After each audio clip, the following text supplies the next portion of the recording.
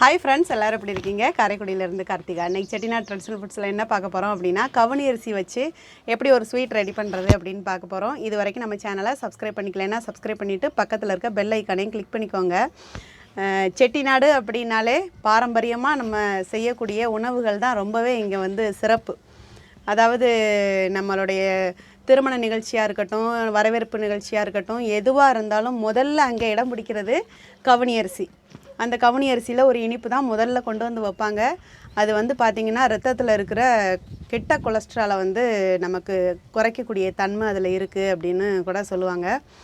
ரொம்ப டேஸ்டான ஒரு விஷயம், ரொம்ப சிம்பிளான விஷயமும் கூட. காரைக்குடியை பொறுத்தளவுக்கு வரவேற்புகளில் வந்து கவுனி அரிசி, வெள்ளை பணியாரம், கந்தரப்பம், கருப்பட்டி பணியாரம் அப்படின்னு சொல்லுவாங்க. ஏற்கனவே வந்து அதெல்லாமே நம்ம அப்லோட் பண்ணியாச்சு. இப்போ வந்து கவுனி அரிசி எப்படி செய்கிறது அப்படிங்கிறத பார்த்துட்டு வரலாம் வாங்க.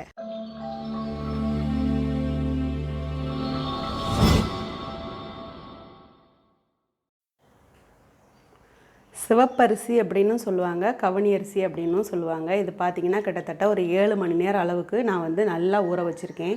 ஊற வைக்காத செஞ்சோம் அப்படின்னா அது வந்து சரியான முறையில் வேகாமல் விரைச்சிக்கும். அதனால் ஒரு 7 மணி நேரம் நல்லா இது போல் ஊற வச்சுட்டு நம்ம குக்கரில் வேக வச்சிடலாம். இப்போ குக்கரில் எந்த அளவுக்கு தண்ணி வச்சுருக்கேன் அப்படின்னா, அரிசி எந்த கப்பில் அளக்குறோமோ அதில் 3 பங்கு அளவுக்கு தண்ணி எடுத்துக்கணும்.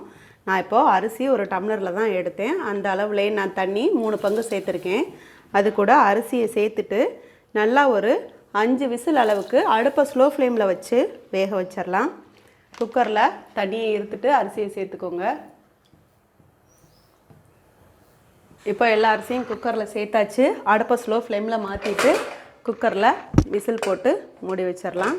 ஒரு 5 விசில் வர அளவுக்கு வெயிட் பண்ணிவிட்டு பார்ப்போம். இப்போது குக்கரில் வந்து நல்லா விசில் வந்து ஆறிடுச்சு. இப்போ நம்ம திறந்து பார்க்கலாம். தண்ணி வந்து நல்லா நமக்கு எஞ்சிட்டு வெந்திருக்கு. நல்லா கிளறி விட்டுருங்க, கட்டியாக தான் இருக்கும். நல்லா கிளறி விட்டு கொலைய வெந்திருக்கான்னு ஒரு முறை பார்த்துக்கலாம். நல்லா கிளறி விட்டாச்சு. எந்த அளவில் நம்ம அரிசி எடுத்தோமோ அந்த அளவுக்கு சர்க்கரை நான் எடுத்திருக்கேன். சர்க்கரையை சேர்த்து நல்லா கிளறி விட்டுருங்க.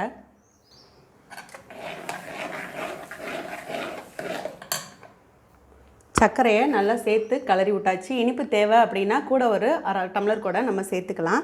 ஒரு மூடி அளவுக்கு தேங்காய் திருவி எடுத்து வச்சுருக்கேன். அதை இப்போ சேர்த்து கிளறி விட்டுருவோம்.